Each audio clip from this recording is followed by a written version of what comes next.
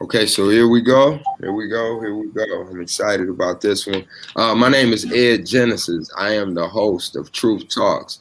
Truth Talks is where we have real conversations. It is with TRHT, Truth, Racial Healing, and Transformation, Kalamazoo. And that's where we break down the layers of what is racial healing and get ready to have those real conversations. So within that, this is that. This is Truth Talks. This is what we do. We sit down and we have conversations about a lot of different things. Well, now they're virtually, but we're still sitting.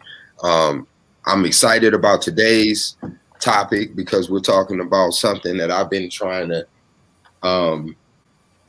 address publicly for a while now, and it's toxic masculinity. And before we get into that, though, I got to get into the touch tones. So, if y'all don't mind, let me read yes, these. sir. Okay, and they are touch tones are agreements that we come together with. They're just basically a way that we have respectful conversations within TRHT, or you could take them elsewhere. Actually, brother, I see Brother Curtis Woods is joining us now. That makes the panel complete. Thank you for being here. And I'm just now going through the touchstones. And then after that, I would like for you all to introduce yourselves, your respective organizations and or affiliations, and we could get started into this. Now, here go the touchstones. They are: be 100% present, extending and presuming welcome. Speak your truth. Say what is in your heart, trusting that your voice will be heard and your contribution respected. Always by invitation. If there's anything that you don't want to speak on, you don't have to. Listen deeply. Maintain confidentiality. Even though this is a public forum, we still want to not repeat things to family members, colleagues, so on and so forth. No language of the soul is privilege over any other language of the soul. Value feeling as much as knowing. No fixing, no saving, and no advising. Identify assumptions and suspend judgment. Respect and learn from silence.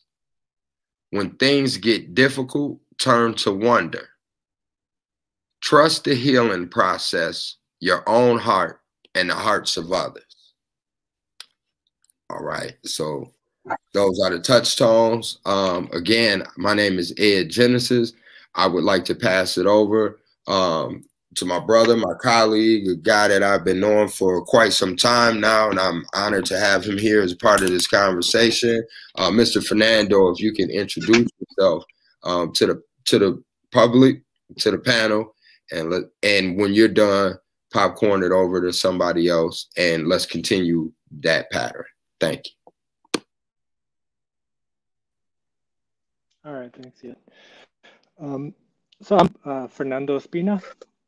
I am, I work with Erase, Eliminating Racism in Creating and Celebrating Equity, where I do anti-racism organizing and evaluation. I also do evaluation with TRHT. I'm a PhD student at Western. And before I had been doing this stuff, I have a background in conflict resolution, and I worked as a domestic violence counselor for about a year and a half, working primarily with offenders, mostly men. So I'm really happy to be part of this conversation because this is something that I've been thinking about, experiencing, learning about myself, and I'm really grateful to be invited here. So I'm just gonna popcorn it over to Jare.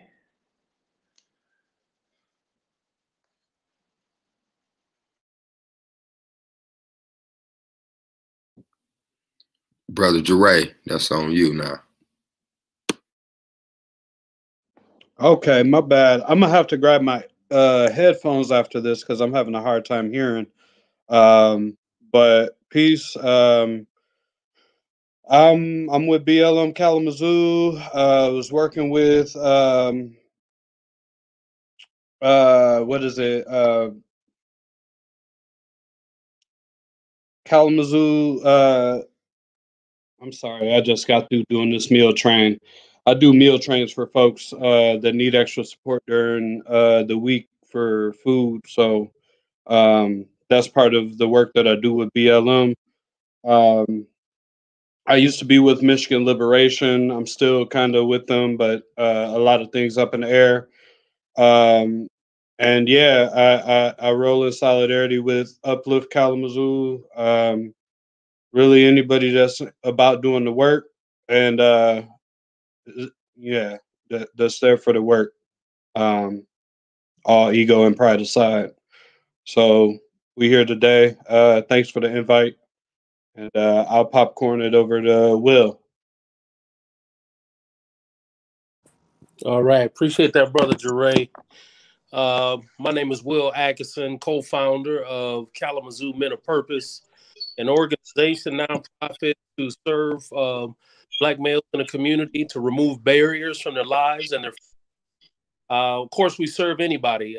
Not to put the the label out there. That's the only folks we serve, but we're there to meet the needs, and our needs are plenty. So, at one point in time, I've worked with everybody. I don't know the young brother that spoke first, Ed, but everybody else I'm familiar with. So we all cross-pollinate the same work, and that's just basically trying to build people up in our community. So I'm here to add to the conversation. Brother Ed, I appreciate the invitation, man. So anything I can add to it, I'm here for you. Who you want to popcorn? Well, Brother Curtis is off, so Mr. Okay. Michael Monroe, if you can introduce yourself. Yes, sir. Thanks for the invite, Ed. My name is Michael Monroe. I'm a member of GBI Outreach Team and part of Isaac, and I just met with Brother Zach Humby, I believe that's his name, over on the east side. He had the Youth for Christ new center over there. Me and my wife went and met with him today. We're going to start doing some work with him with the youth over there. And whatever the community needs for me to do, that's what I strive to do. I don't have to be seen. I don't have to get no accolades because I was one of those young guys before. So trying to save them from falling through the crack like I did at once upon a time. So, thank you. Popcorn over to Curtis. I see he back on. Yeah, I see. He was. Curtis, can you introduce yourself?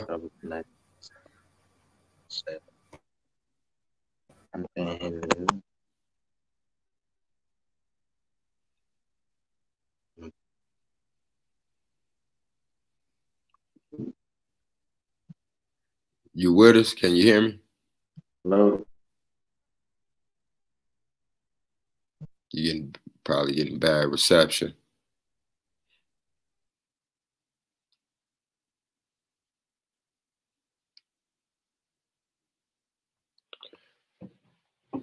Okay, well, we're gonna keep it moving and jump into the and if you can join the topic, please do, Mr. Curtis Woods. We're gonna go straight into the agenda, which is what is toxic masculinity.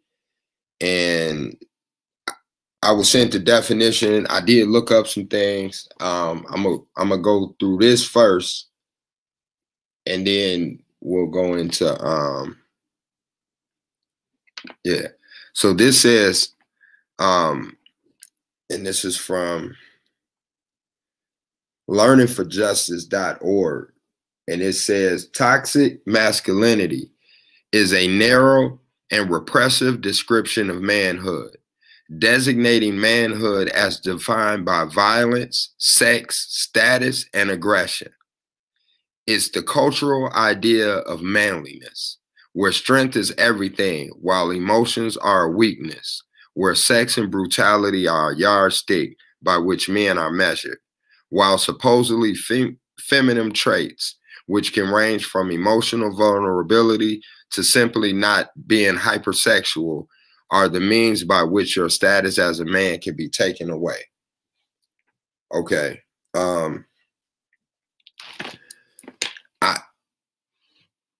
I wanted to read that for I tried to get internet success. mute your mic. And Curtis. Yeah. Mute your microphone. Can you push mute?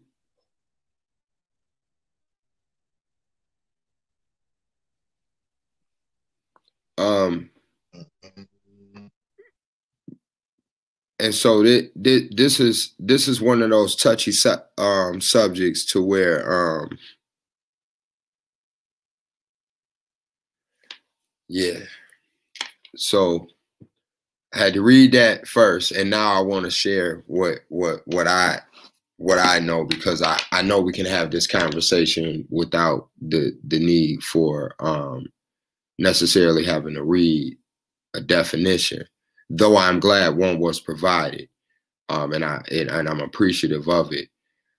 I'm coming from a directly impacted level. So what is toxic masculinity to me? Well, what it is to me, first and foremost, is we could not just call this truth talk masculinity. That was going to be the name of it. But masculinity is not a bad thing by definition. And so I was like, well, what are we discussing? If we're discussing the bad traits, then we have to discuss toxic masculinity. And how that showed up for me was I grew up without a father and was raised by primarily women in the inner city of Gary, Indiana. So like I was showing them earlier today, I got my Bath and Body Works. I like to smell good. And I also got kicked out of school at 16 for taking a gun. If we were all in the if we were all in the same neighborhood or the same class, I was taught ways to look at faces and see people as a way to see how do I measure up people? How do I, if they're men, which one will give me some static if it go down to it? That's toxic. Some of it was survival. Some of it became predatorial. That is my definition, and everything that came with that. And I want to lift this up, these 4 things, and then I want to hear what y'all have to say. In my household, the earliest that started was frogs. I had an older sister, so little girls was sugar spice, everything nice, and little boys was frogs, snails, puppy dog tails. So when I was young, when I can comprehend, I knew that there was something dirty about being a little boy, or so I thought. Then I was told boys don't cry. You get a little older and you're told take it like a man. And then you hear about this grand thing that they say alpha male. Those are the things that land with me, that had me figuring out things all of my life that I'm still trying to figure out. So there we go. I want to pass that over to Brother Michael Monroe. What is toxic masculinity to you? I'm gonna piggyback on some of the things you said. You know, with me coming from a household similar to yours, with an abusive father that was an alcoholic, you know, you was taught don't cry, get over it. Today's terminology, man up. So as I grew up, I felt like, okay, I don't supposed to cry. You know, if this happened, I mean, get over it. But as I got older, that wasn't being a man. You know, that was just hiding stuff. And today, like your Bath and Body Wash, I love it. You know, and it's okay to do those things. Men do those things. You know, boys say you don't supposed to cry. I'll cry in a minute. Hey, man, I'm emotional. You know, but kids today are taught that too out in the streets. You know, they don't want to be yelled at. They don't want to be talked to in a certain way. If so, now they want to put the guns. They want to fight. you know. So I concur with what you said, you know, but there's a way that we have to get out of that, you know, 'cause I still deal with some of this stuff too. You know, sometimes I don't want to talk, but I have a wife who brings it out of me, you know, 'cause sometimes I just want to hold stuff in, but if I do, I feel that eventually I'm gonna explode. So why not talk about it? Why not cry about it? You know what I mean? Why not share your true feelings?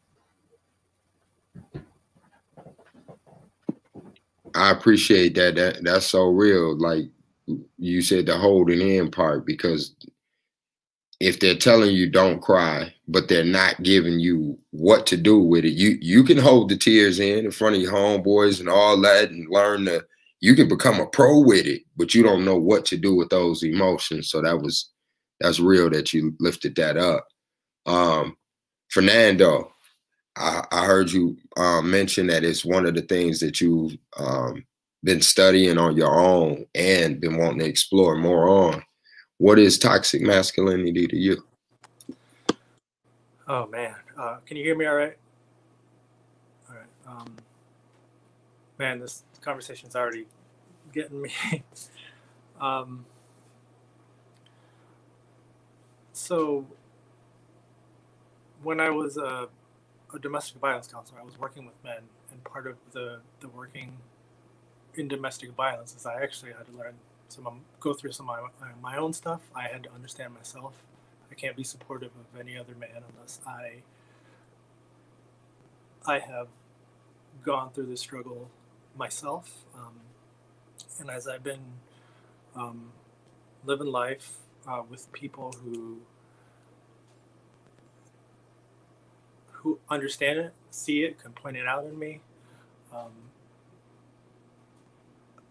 I've been thinking about how toxic masculinity for me it's not a trait. It's not something that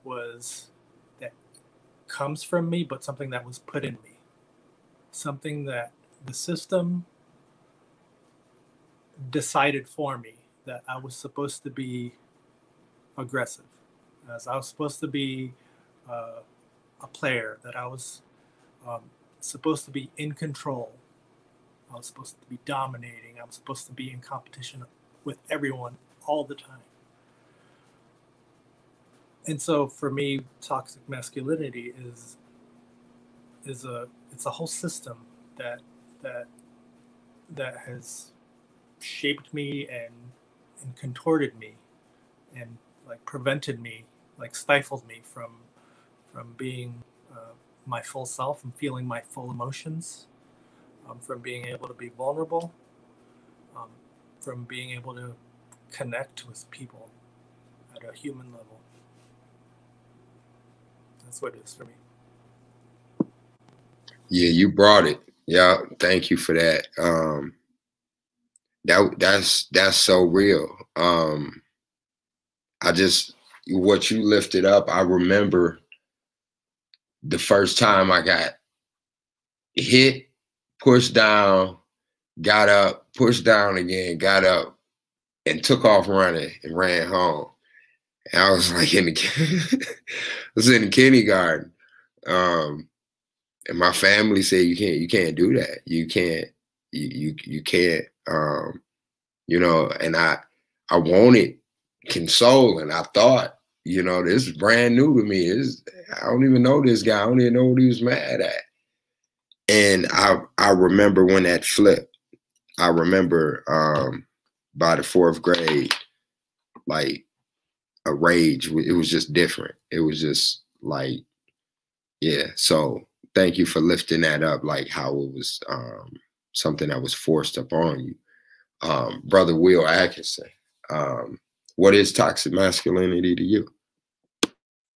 Yeah, toxic masculinity comes when, you know, there's a lot of societal norms that, like everybody's saying, that they try to force you to be so hard all the time. I don't know about you, but I have feelings, and I like showing those feelings. So sometimes people will view that as being soft. So these labels that come at us and these boxes that people try to put us in and say you have to be this way, is something that I've been very sensitive to, you know, growing up into manhood. Like I've always fought against that. You know, when the message came that, you know, young man, you need to be hard, you need to be brutal, you need to be a killer. Well, I've learned over time that I can be firm, but I don't have to be brutal, because I don't like hurting people. But sometimes you do have to be firm as a man.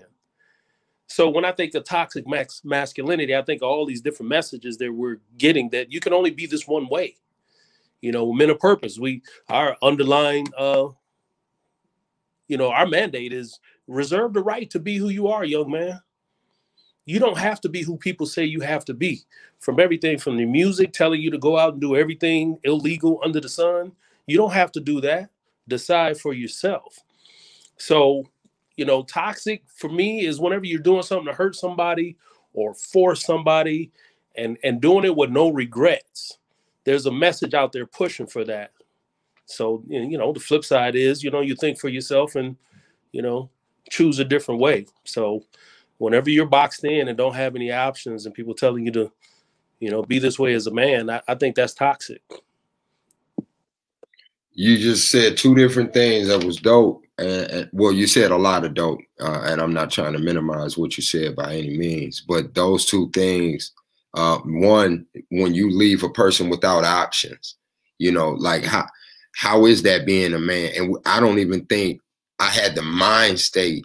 Well, I know I didn't have the mind state to even say, well, if I don't have an option and I'm just following what somebody else says, how is that being a man? That doesn't feel like I'm defining man, quote unquote, manhood. And then on the flip side, or not necessarily the flip side, but another point that you lifted up was,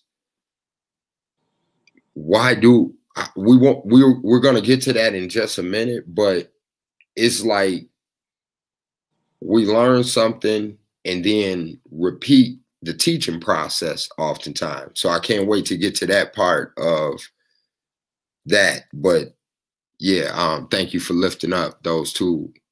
Thank you for lifting up all that you said. But those two takeaways I want to revisit. And Brother Jeray, what is toxic masculinity to you? Can you hear me all right? All right. Toxic masculinity to me, I mean, I think y'all really lifted up a lot of it. You know, societal norms telling you that you have to establish your manhood or your masculinity around bases or principles that are going to demean and devalue other people's lives, or eliminate their existence. You know, and so a lot of the process work that I've done around masculinity and recognizing my role is just like thinking twice now, you know, thinking twice before I move, because part of what we're informed by is that external, right? It's everything outside of us that we're informed by. That second thought is a way that I kind of remind myself. But it's a lot of what I mentioned, being put into a box, to formulate ideologies of supremacy. You know, working to combat an evil with the same evil that is being used against us. Mm-hmm. So yeah, that's where I'm at. Yeah. Wow. I love that you brought up the supremacy part, because I want to lift up that.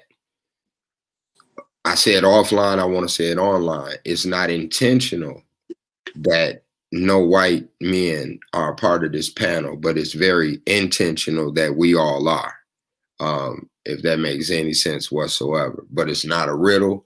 is a conversation that we have to have. And now I want to lift this up. Toxic masculinity.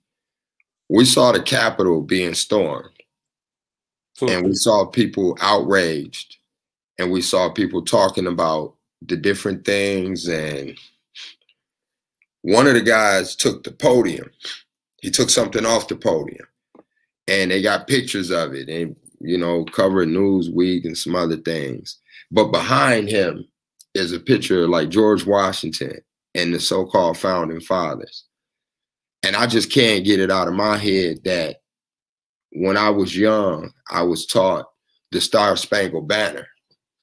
And I have a vivid imagination, and I can comprehend very well. The Star-Spangled Banner is a song about winning a war. And they say you can look up and the flag is still there. And I think about, I grew up in Gary, Indiana. It was Vice Lords. It was Gangster Disciples. On the West Coast, they have Bloods and Crips, and people see the red and the blue rags, and just the image in your head of somebody riding down the street with that out of the car, and they saying, yes, we had a war, but guess what? For one, we took over somebody else's stuff. We invaded their territory, and when they came and tried to,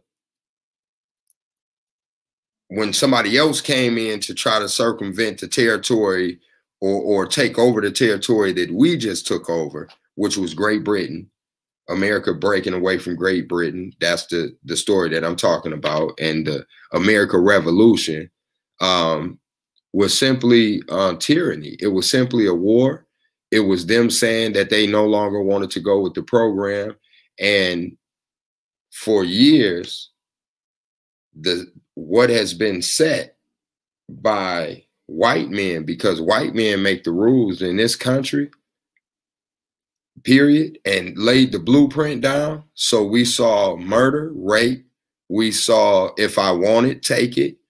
I learned about manifest destiny, which is the definition of manifest destiny is every man has the God-given right to take over any part of the land that he wants to, and that did not apply to us. There's been a path, so to speak, from the cartoons that I saw growing up to the history books to the way the Constitution has like 52, either 51 or 52 references to men, none about women, and we know what we were considered at that time or looked at as or treated as. When you take all of this into consideration, and I'm by no means taking responsibility away from us, but that supremacy part and that learned behavior and the societal norms that were lifted up and the things like that, and it's all around us. Are you all familiar with the rule of thumb? You ever heard somebody say, well, the rule of thumb, you know the origin of that? Fernando shaking his head. Fernando, would you like to break down the like that one of those societal norms that leads to exactly because before you do real fast, I want to lift up that Brother Will Atkinson said something that was very powerful, and that is toxic masculinity. They shouldn't even fit in the same. They shouldn't fit in the same sentence. It should be an oxymoron, but it's not. It exists. So I'll shut up. And Fernando, would you like to speak on that or anything that's like, what is a norm that we see that's just accepted?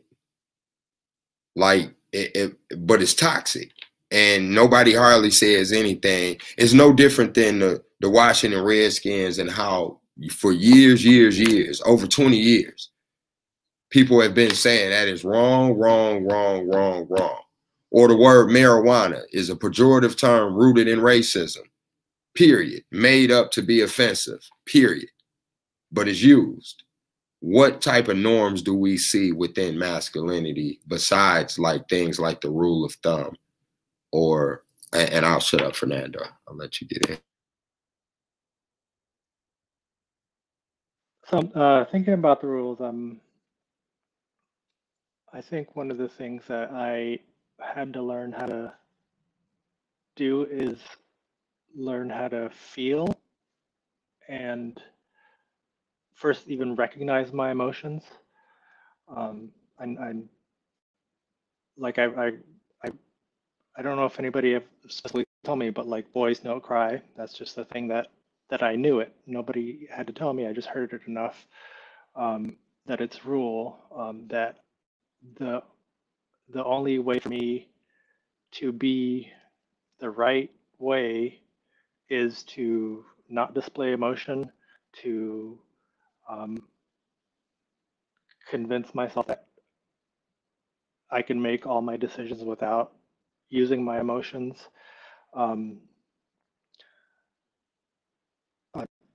To pretend I don't have emotions, or if I do have emotion, the only acceptable one is anger. So I can be angry, and I still get to be, I still get to keep my status. I still get to quote unquote be a man. And I also think about there's this rule, and also growing up with these rules, it wasn't until I was in my 30s that I actually started learning the words for emotions. Like realizing that there's dozens and dozens of different emotions, and even be able to recognize them, to feel them, to talk about them. So it's like, even if I didn't want to enact toxic masculinity, I didn't have a way out almost. I had nobody pointing me, there's a better way. Here's some tools that you can use to get out. It took me a long time of having to get some even master's degrees to be able to recognize that, oh, wait a second. Emotions are vital to my being a human being. Emotions are needed and necessary for human connection. Yeah, so that this rule, this norm of how it's not right to display emotion, I felt like that just, like it was just handcuffing me, keeping me from growing. Thank you for sharing that. And I don't want to, if for anybody listening, I don't want to skip over, for anybody watching and listening, I don't want to skip over what I said. So rule of thumb, the origin is, so they say it, and they say, well, the rule of thumb is, like Fernando just shared, boys don't cry. And that sets the gauge. So that's traditionally what people say. Rule of thumb is you don't wear your hats indoors. Rule of thumb is everybody lines up over here. But that the origin of that is once again goes back to white men who were in control. So that saying suggests that once upon a time you could whoop your wife or your kids as long as the stick was no wider than your thumb. So toxic masculinity.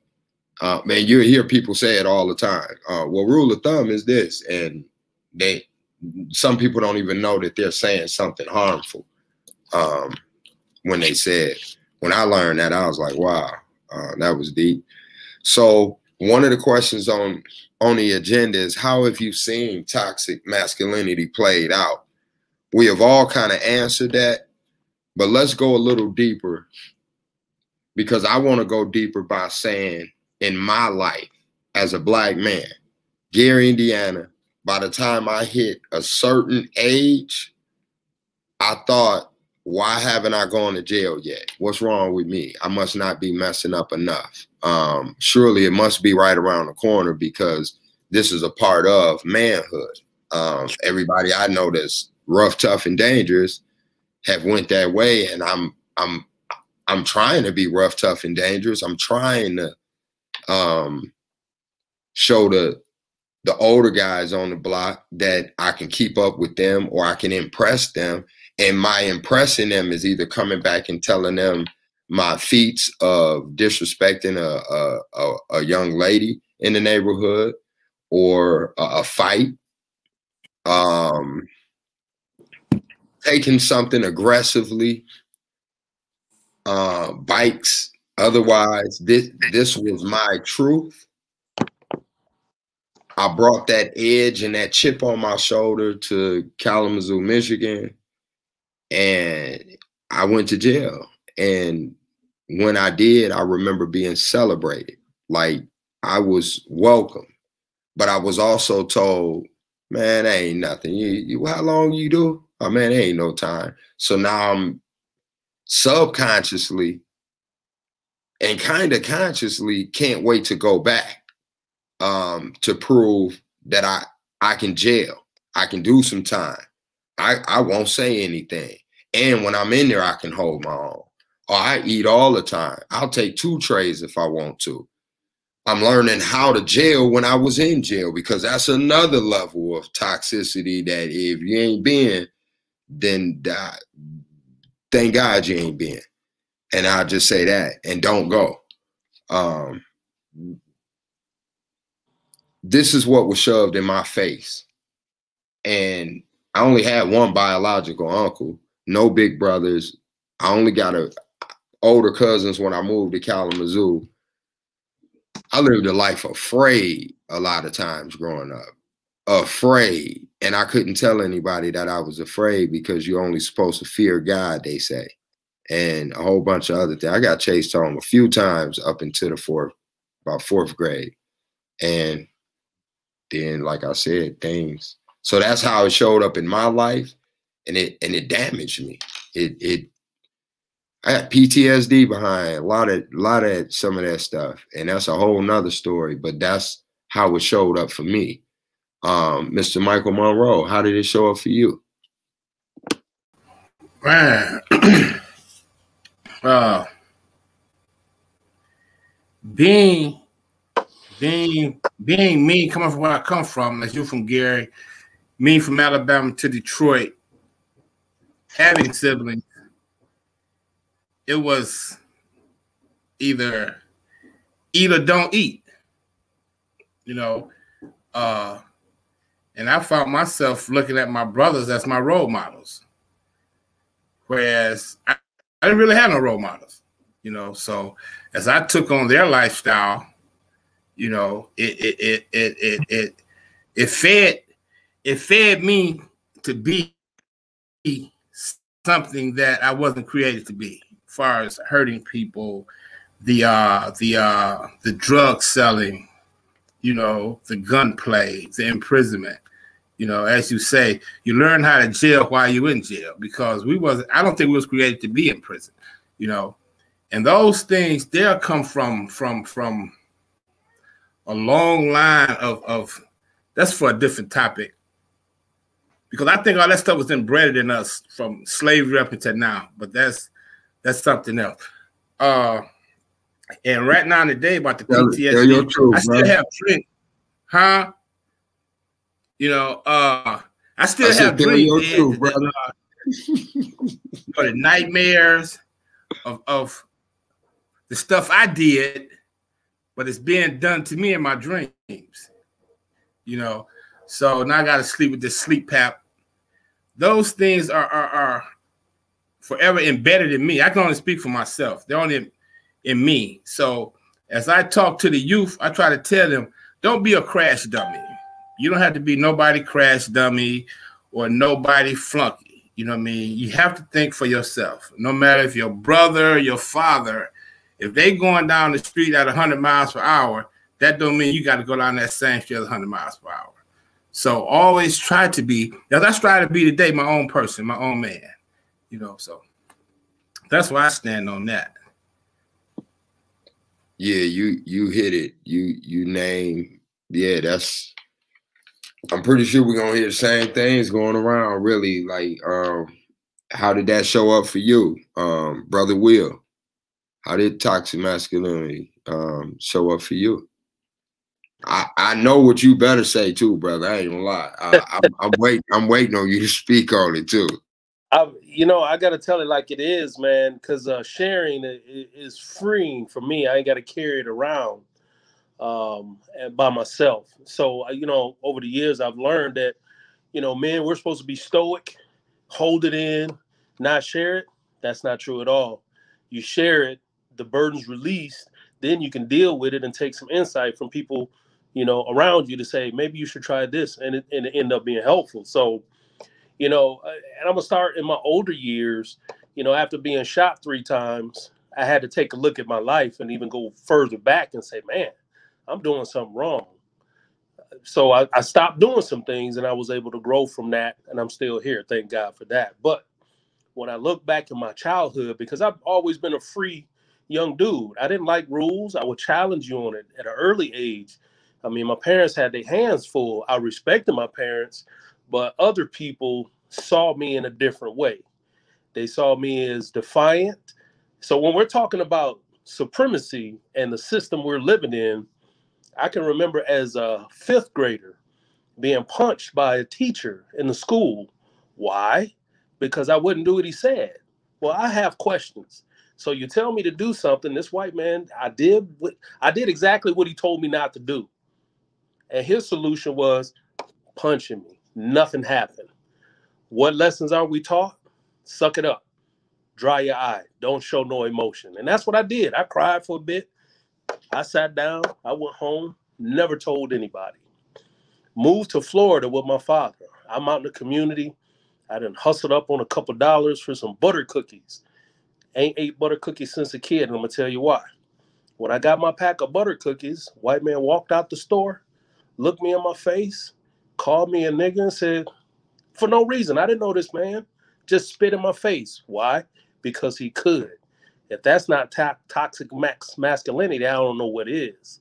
So I would never do that to a child, but he felt he had the power and the ability to get away with it, and he did. Wiped it off, went home, didn't tell anybody. So there have been other instances. I can remember being in high school and a teacher went around the class. They ask you what you're going to do when you grow up. I said, I want to be a high school principal. This teacher, another white guy, told me, nah, why don't you ratchet down your ambitions? Why don't you try to be something lesser than the principal? Maybe a janitor. I didn't think I was janitor material. Not that that's a bad profession, but I wanted to be the principal. Why can't I be the principal? So that's how it showed up for me, and it motivates me. Those some cornerstones to champion protecting our kids and giving them that space that they don't have to deal with people looking down on them, beating them up, telling them that they can't be something. I always want to be the opposite of that. Protect them, give them space, give them guidance, and give them whatever they need to grow to be whatever they want. Wow. So watch this, right?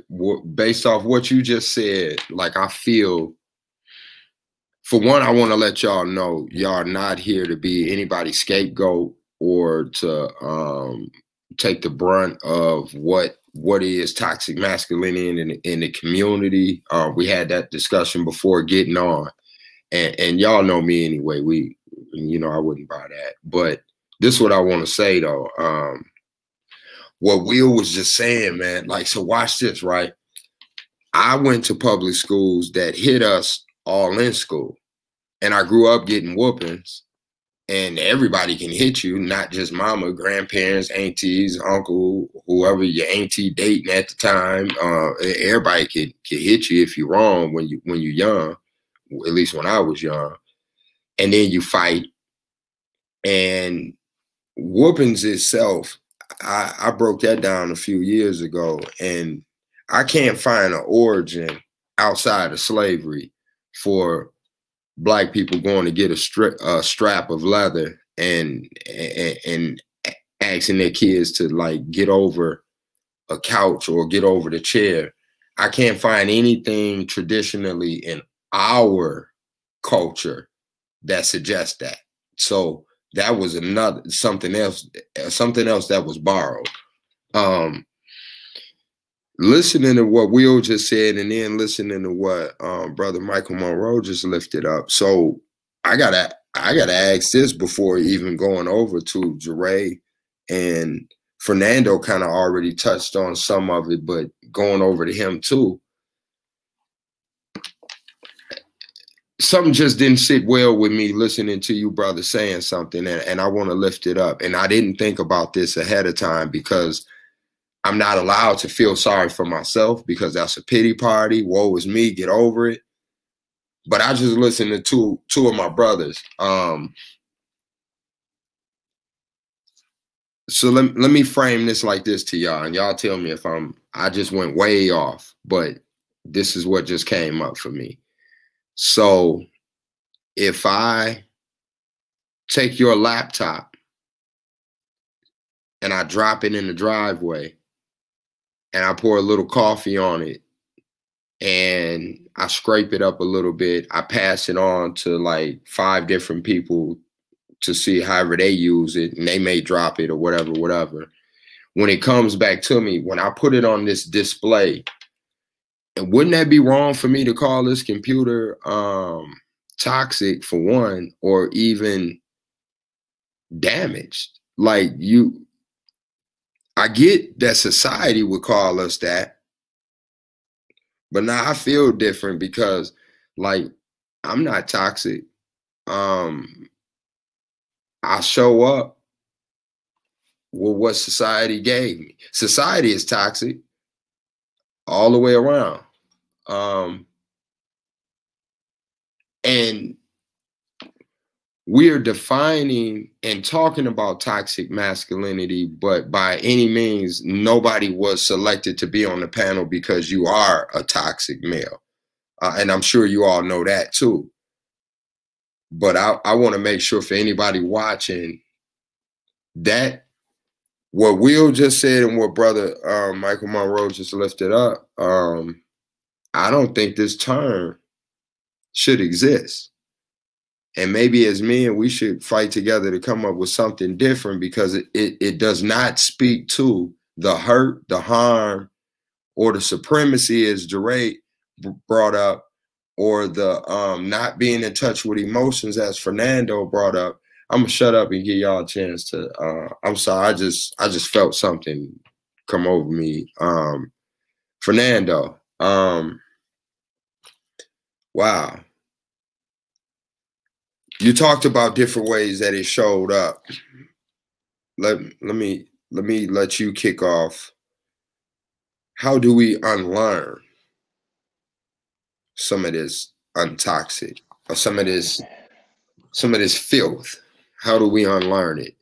Because it's more than just stopping. Like, oh, I don't look at this no more. I don't hang out in these areas. That helps us.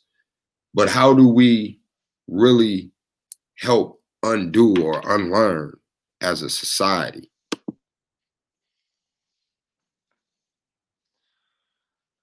Oh man, I'm still sitting with your last thought about, you said, I'm not toxic. It's coming, it's like the toxins are coming from somewhere else. They're accumulating in our bodies over time.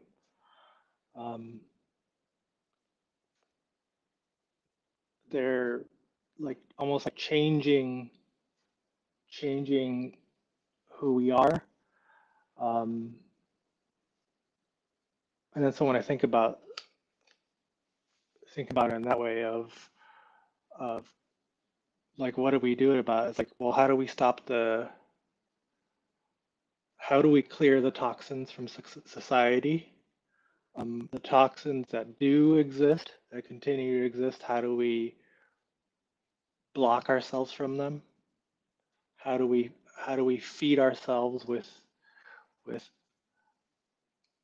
positive forms of masculinity? You mentioned like who are around matters. It's hard to, like, somebody who's grows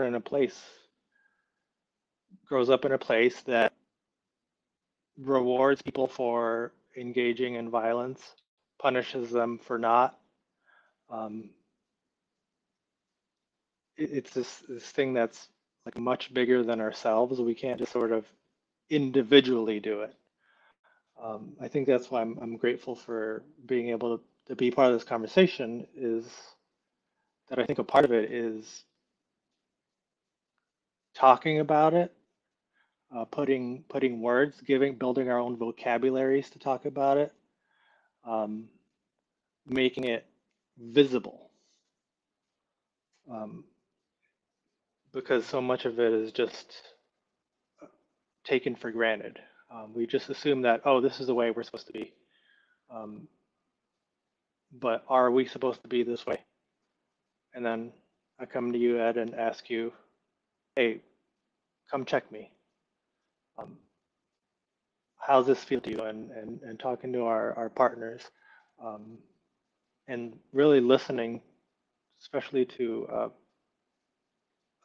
some of the victims of toxic masculinity are women, and what do they have to say about it, and just listening without feeling defensive. And that's, for me, like that's right now, that's all I can control. And it ain't easy. I do appreciate you lifting up what you did. And it makes me want to circle back to saying the hurt and harm is what I was speaking to. I said before the call, but I don't know if I said it during the call, but I want to make sure that I say it for all of you all to hear and for the watchers, that I, in all regard, what I was taught, in order to not be the victim, you be the villain. And so I've been the villain for years. So I can be one of the poster boys for what toxic masculinity looks like, what it sounds like, what it feels like. That I own and own accountability for, especially when I learn what it is. What I am speaking to, though, is once I heard some of the different things that were lifted up, and that's not excusing the things that we do or the things that I have done, but it's again what Fernando was just speaking to, that lack of vocabulary, that I've been jumped before, shot at, bunch of things. And as long as I can stand up and live to talk about it, I'm celebrated for that. And I've never been asked a question of, well, until being with my wife, and like now that I'm mature, but growing up, I never got to ask a question of, are you safe now? Is everything cool? Is it over with? How do you feel about that? Especially in the next days. And if you bring it up in the next days, it was like, man, you still talking about that, man? Like, get over that.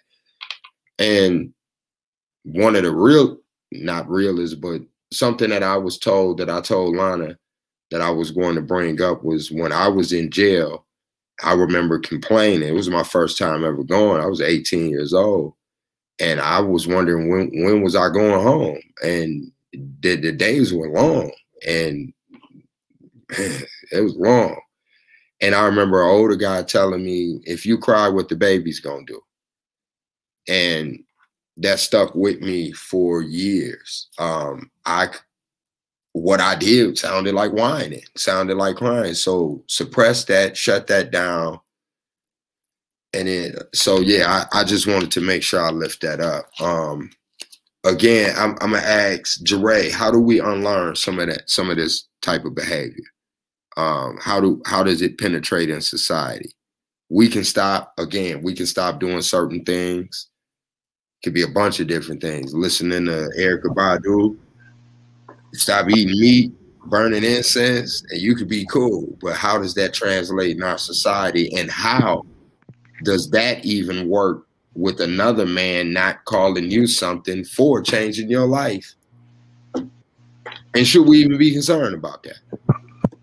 So within the basis of the last 5 to 7 minutes, there's been a lot. That's just a whole transformation of of what's being branched.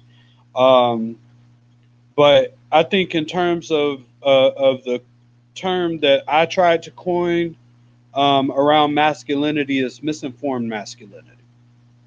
For me, a lot of what we're talking about is all of the things around us, the external that has been informing us for since birth, and before that, since our ancestors came over 400 years ago, recognizing the whips and chains.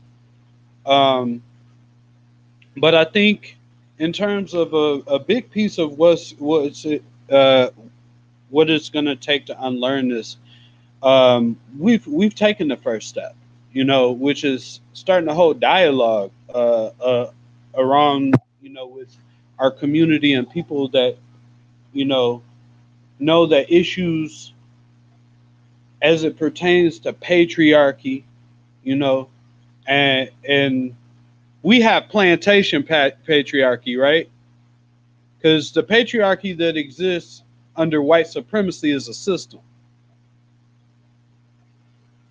We were orchestrated and constructed under a system that benefited us in certain dynamics as men to be able to be that shadow in the Black community. Because if I'm hearing if I'm listening to what I've been hearing women say on social media, within the news, they don't trust us anymore, right? They don't trust us because they don't feel safe because of how we've been informed around our masculinity. But I think in terms of reversing the spell, a lot of that is having these conversations. As men, we talk about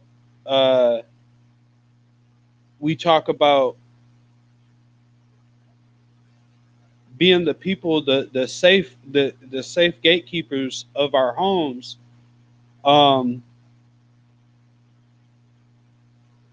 Bringing that to our community. What does that safety look like in our community when we talk about accountability?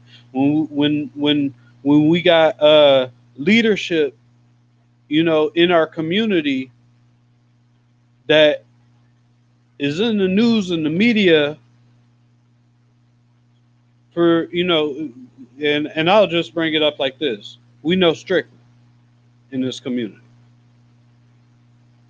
When we have things like that and we hear the different concerns and issues coming from leadership, coming from different voices that we know that we hold close as allies and roll in solidarity. When we hear those voices, part of reversing that effect is being able to have a collective group of people established around the core values, to address these people. None of this is safe. But I think in terms of building up a level of bravery, around the issue, because that's really what we got to confront, is the way that women feel approached, the way that we carry ourselves in response to women because of how we've been informed on our masculinity. I think we got to have a new conversation of what that is. I think we got to instill in young boys and men that it's okay to have a voice and it's okay to express emotions. I think we also have to express and uplift what it is when a woman has boundaries. If we aren't circulating these variables and these experiences and these voices and coming up with a proactive method to approach them, then it's just in limbo. But I feel like we're making a good first step. Wow. Yeah, we're making a hell of a step. because let me say this first and foremost. What we're doing, we normally are not supposed to be, especially Black and brown. We're not supposed to have this type of conversation publicly before having it amongst one another. You know what I mean?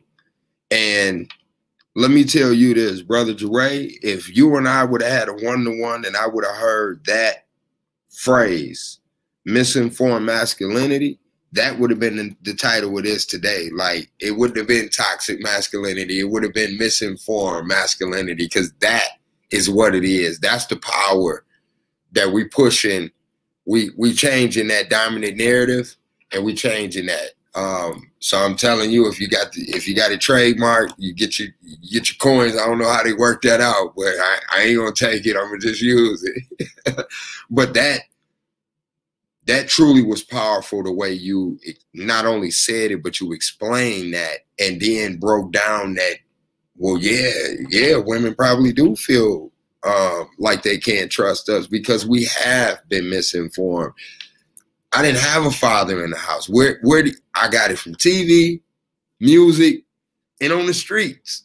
And mostly on the streets, because if I repeated anything from TV or the movies to these guys on the streets, then they clown me and say that ain't real. So the bulk of what I thought it was, yes, I've been misinformed. Thank you so much. Thank you all so much. We're going to keep it going, Brother Michael Monroe. Same type of thing. Wait a minute. Stop. We had a question come in from the audience, and it says, how and what tools and spaces are being used currently for us men to make amends to each other, encourage necessary change, and prevent further harm throughout our community? I would like to go first and say, I don't know of anything as of yet, but I will say I felt a certain type of way against my brother on this call, Brother Will Atkinson. And I did what a misinformed male would do. I went off. Period. Publicly. I went off. He could have met that with the same energy, and it would have went bad. I don't know of anything actually in place, but I do know that this brother was doing something the next day, because he does Kalamazoo Men of Purpose, and they had an event, and it offered me the opportunity. I also had, I was motivated too. Like, I got to shout out Vice Chair Commissioner Tammy Ray, was one of the first people that was like, you know what, you got it off your chest.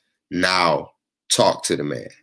You know, it's one thing to just do this, but what about the next step? And I showed up to his event, and we talked, and we broke bread, and I vowed to him that I would never do that again, because I knew that showed up. That's not cool. It wasn't cool. I want to publicly say that. I publicly put it on my social media and let everybody know, but I wanted to address that here because that was misinformed masculinity right there. It wasn't cool. I don't know about any things in place, but feel free, you all, to speak up. Yeah, Brother Jeray.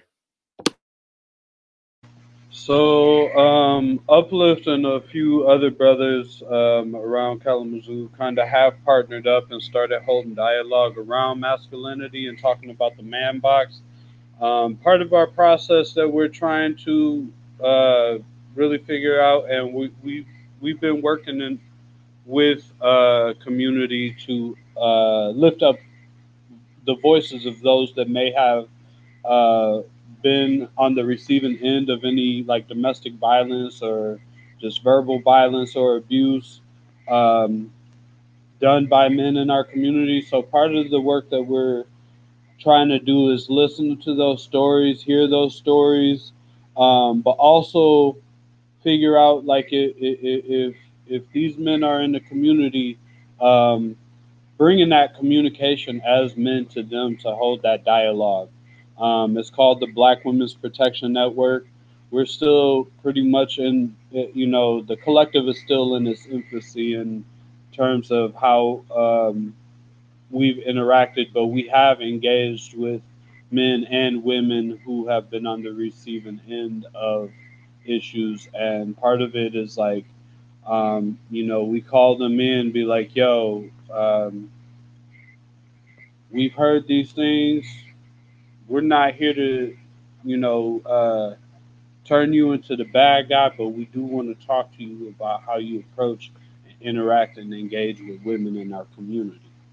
And we go through the phase to talk about the man box, which is the patriarchal norms that society has kind of boxed us into. And we go through the process to just talk about how, in what ways we can do better and show up better. Really, like I said, it's not a place to isolate a person or to demonize a person. It's to call them in and to build with them on ways that we could show up better as men. And so, again, it's in its infancy, but we have done some work around Kalamazoo. Okay, dope. Feel free if anybody else has anything. If there's an email or info for that, Jeray, drop that in the chat, please. And then y'all check this out.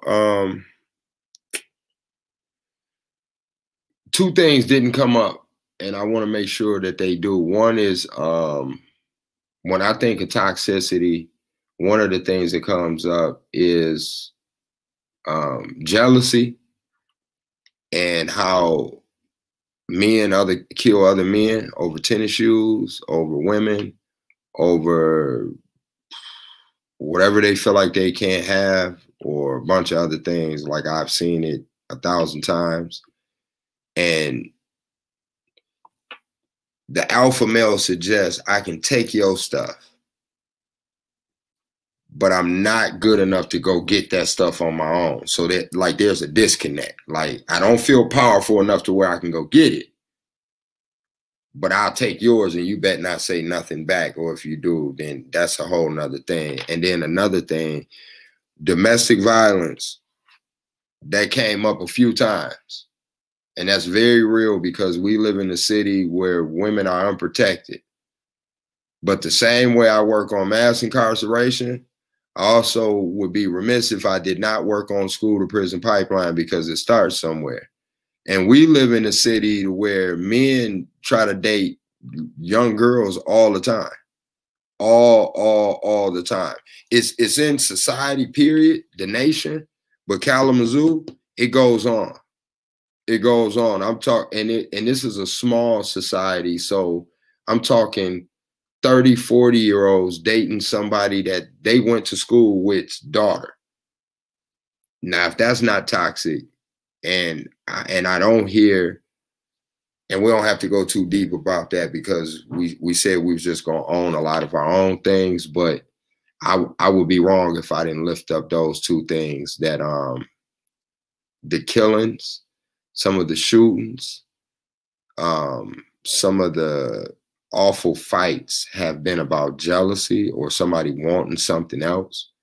Last year, if you Google the rappers that were killed, it's like, even when you get over $100,000, we still not satisfied, and we still competing with one another, as Fernando lifted up earlier.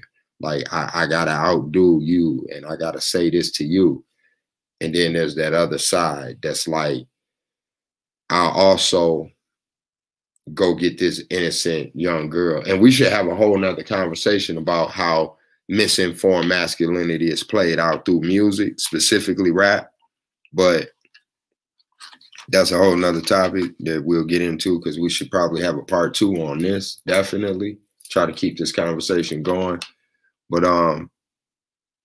what do y'all feel about that? Jealousy and the predatory mind state. Even if it's not an underage girl, it could be somebody's wife or somebody's, like, what's up with the predator mind state? You know what I'm saying? I want what you got, and I'll harm you for it. What's up with that? You know, interesting that you bring that up because your first question that you asked was, in what ways has toxic masculinity showed up for me? And my response was initially going to be, you know, in school, when I was in school, I hung out with these two beautiful girls that are now women. And we were just best friends. You know, we hung out secretly. I was in love with one of them, but that's a whole nother story. But one of the things that I always seen was, you know, the catcalling. You know what I'm saying? Whenever we walked around, because we like to take our walks around the neighborhood, people persisted to honk and shout out their windows, try to find ways to that was just not respectful to communicate with these girls.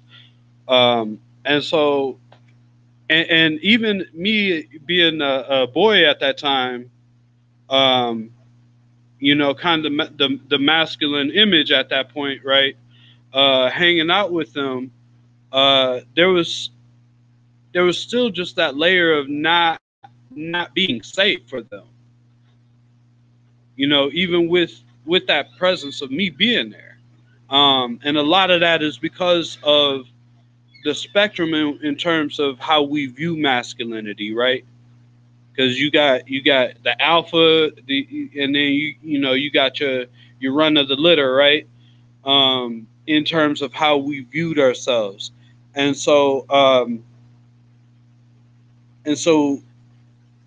we confuse those lines a lot of times because we're too busy trying to be top dog, you know, for a lot of us, for whatever that looks like for us.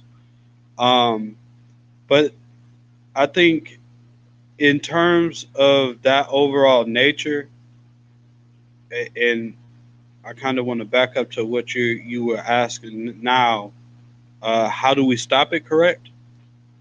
Or how can we address it? Yeah, addressing it pretty much. Yeah. Yeah. I don't know. I root back to this thing that we've been lost of in our community, which is culture. We have an adopted culture. We don't have our own culture. Even in Kalamazoo, with as much fighting and love spirit that we have here, it's so much competition and ego within our organizations and within our collective body of people that's doing work in Kalamazoo. And if those people can't come together, then how can we expect regular day-to-day people to come together?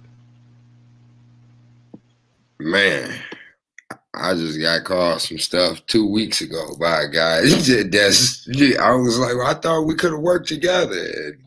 And that still might trickle off into something else because of misinformed masculinity, because of some of the things that he said. I don't know how that may play out when we do see one another, and that's just a sad truth because of some of the things that was said. And I've been trying to live my life positive, but again, yeah, Mr. Michael Monroe, same thing. How do we address some of these things when, like, we see, like Brother Jeray just brought up being top dog, but we know top dog will get, he's a target sometimes. Like I said, yes, sir. He was walking with his best friends, but we know we can walk with our wives and get the same type of disrespect sometimes. Like, yeah, like, how do we address some of these things? Yeah, I'm still stuck on Brother Jeray, misinformed masculinity. I'm sitting over here. I'm sucking that all the way in, man. That was a hell of a statement.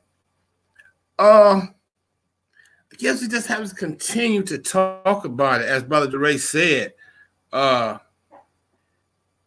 it's important to talk about it. Is whoever we can reach to express to them, man, that's just a title that society have put on us. You know, it's okay to be soft. It's okay to be an L7.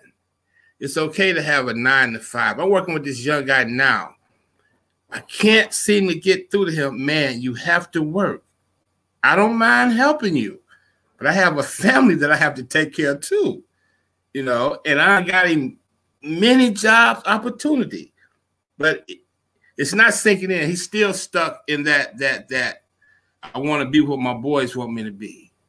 You know, you can't be that because your boy gonna be the one that tell on you and send you to the penitentiary. So the best thing we can continue to do is talk about it, like have these panels, and man, it's been good, man. I'm just ready to lay down and just digest all this. You know, Will says some very enlightening stuff, you know, and I'm at R right now.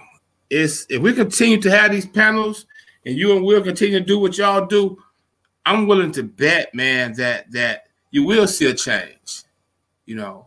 So that's what we have to do. Just continue to teach them, man, that it's okay to be soft. You know what I mean? Soft is not a bad thing to be. You know, soft is me being home when my wife get home from work. Soft is me being home with my grandchildren. The little princess here.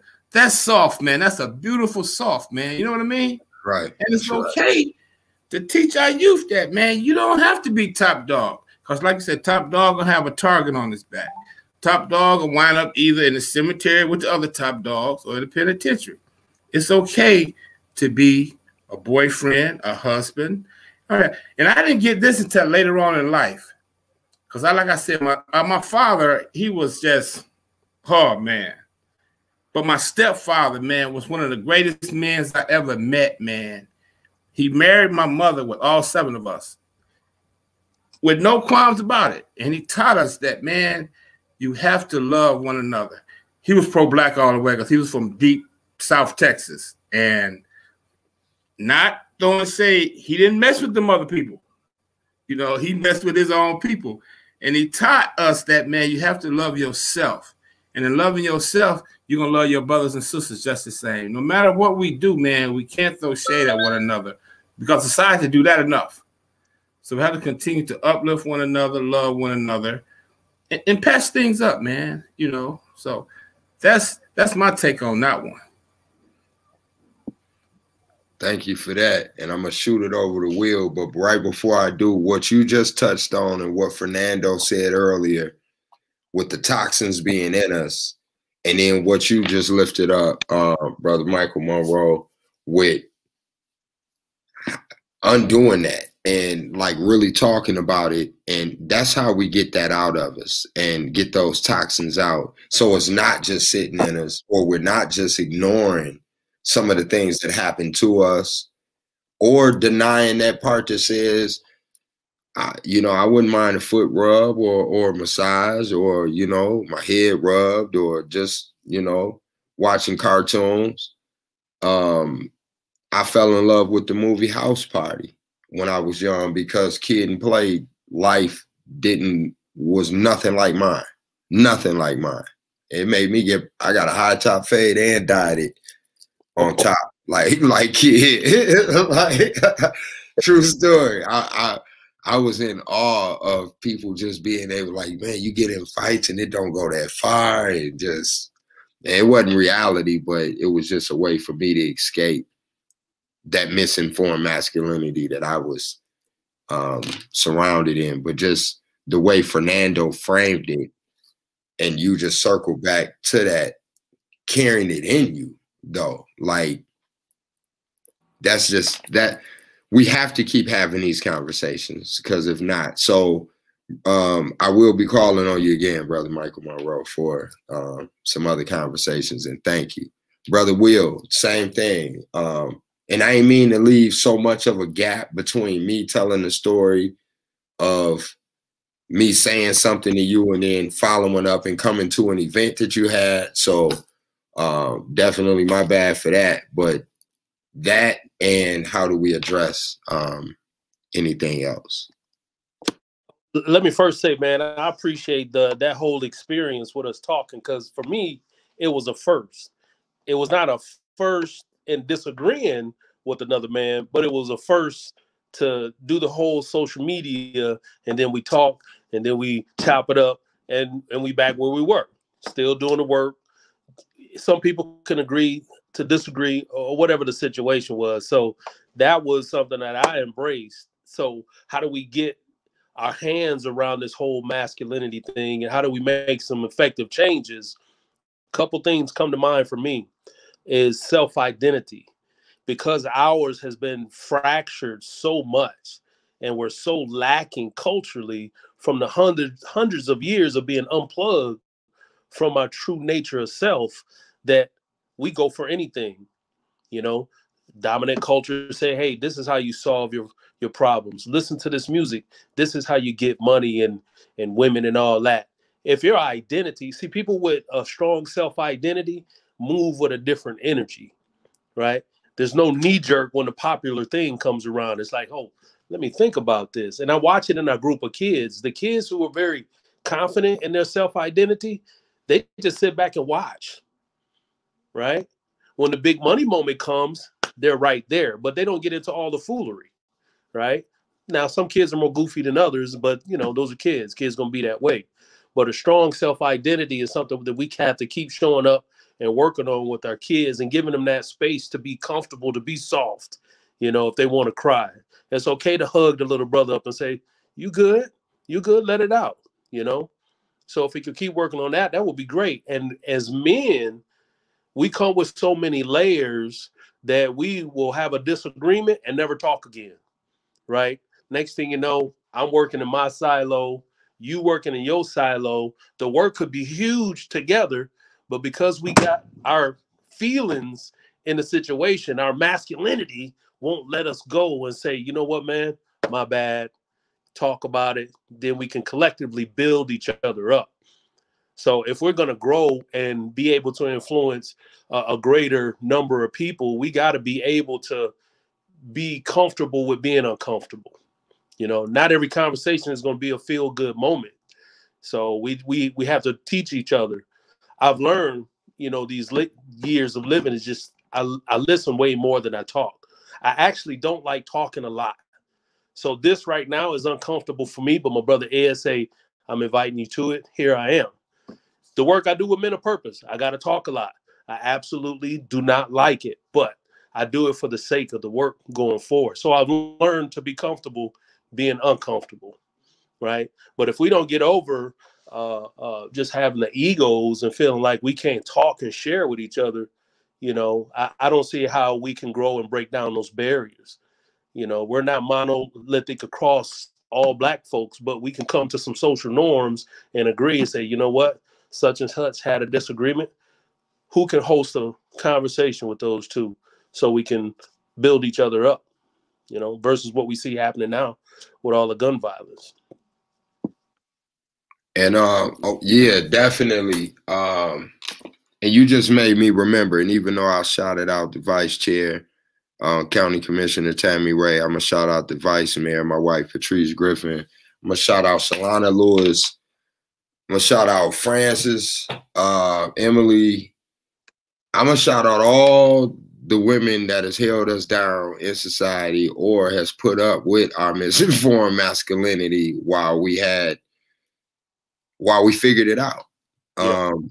While we arrived to this moment to even have this conversation, because honestly, it took a lot of support from a lot of Black women, a lot of education, a lot of cussing out, a lot of leaning into the tension, and a lot of this before I even arrived to being able to have a conversation. And I took my learning directly to a Black woman, Shalana Lewis, and was like, hey, I learned something about this. We should have a conversation about this.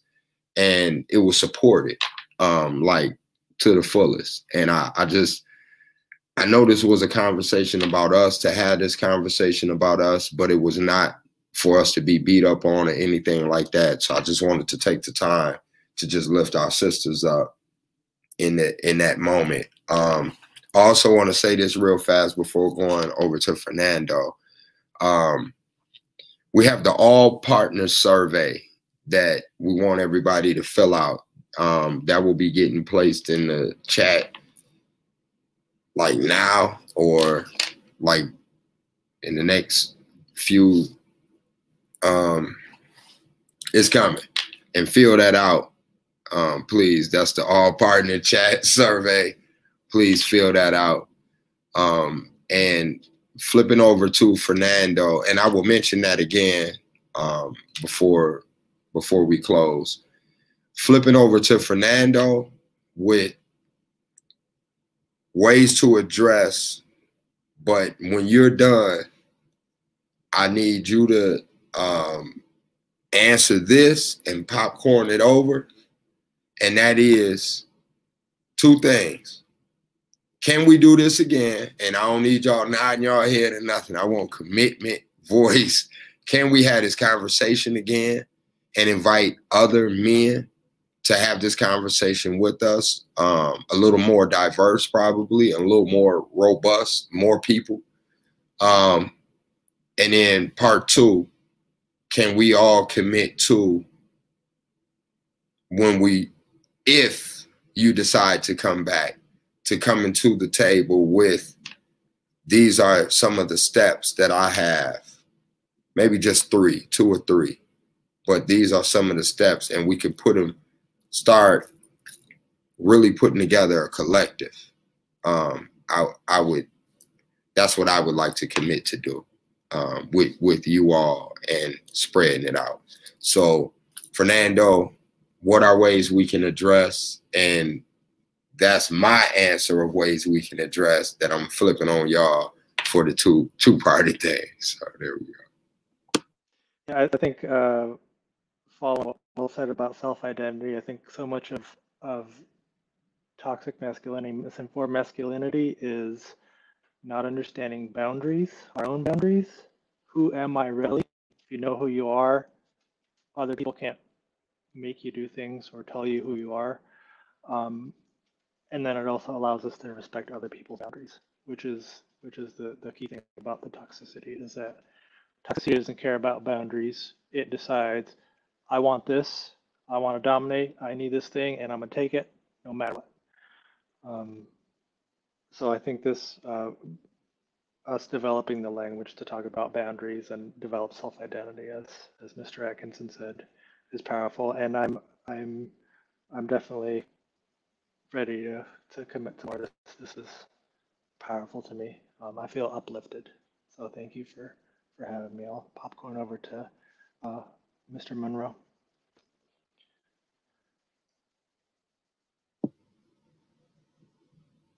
I wrote that down in my notes too, and you said that more than once with the developing language and having the vocabulary. I would love to build with you more on that to see what that looks like, and build that out, and or at least help build that out. And thank you.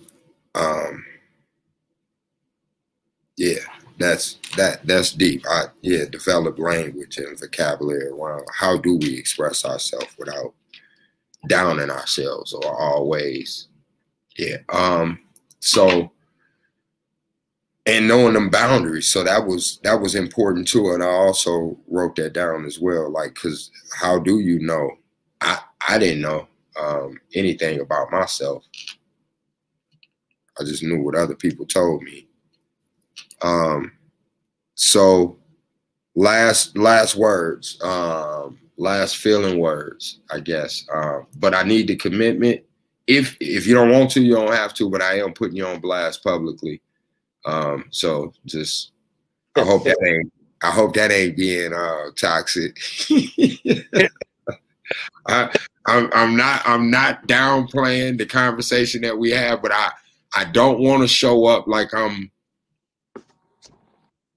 yeah, but I did it like that on purpose. So I hope y'all can be all right with that with me. So yeah, can we have this conversation again, and can we bring more people to the conversation? And would you all be willing to be like the core and people that's helping build this out? Absolutely.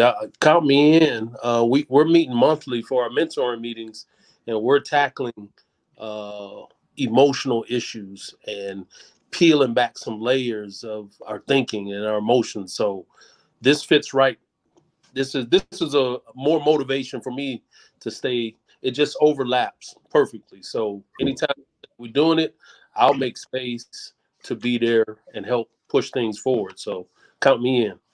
Cool. Cool. Brother Michael Monroe.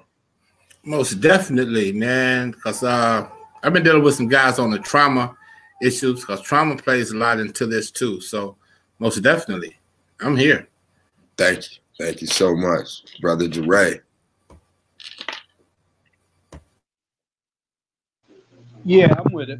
I'm with it all day. I appreciate the invite to hold this conversation, and I love building and creating dialogue with folks on something that can make that can impact generations. And I think that's what we need to be doing. White supremacy thinks 10 to 15, 20 years out. We need to be still doing the same thing. So I'm here with it. Thank you. Thank you. And Fernando, I think you said, yeah, but ending with you, thank you very much. I will make sure that this goes out, and this will be a part 2 Truth Talks with, we'll have some steps, because we all can get together offline and talk about some things that we can present publicly even, and really build this out. I would love to see some healing and some informed masculinity. How about that? Yeah, definitely. That's the jewel right there today, Dre. Thank you for that. Thank you all for being here. Thank you, Fernando. You brought an expertise with this that I knew you had. I was unfamiliar with the background on you working in domestic violence. I knew about Erase, and I knew that you do a lot of community advocacy. And I know that you're conscious is one of the things that I know. So what I mean by that is a person that's like conscious in your movement. So I just thought you was gonna bring that, but you brought some things that I had to write down that we're gonna have to revisit. And do you know Jessica from the Y? I forget her last name, but she works at the Y. Emily can help me. We should have a talk with her soon, because you said some things, and she absolutely blew my mind in the summertime about the learning about domestic violence and statistics and unsafe. And you just dropped some jewels here today. You brought a level of expertise and some knowledgeable things. So you actually helping us with vocabulary already. I don't know if you know that, but thank you. Thank you very much. Thank you all. Thank you. That's our time. We actually went just 4 minutes over, but we brought it. This felt powerful. I feel, yeah. Thank you. Thank you all. Peace. Hey, I appreciate y'all, brothers. Yeah. Link forward. Appreciate y'all, man. Thank you. If y'all have a blessed, safe night, man. Absolutely. Likewise, bro. Peace. Yes, sir.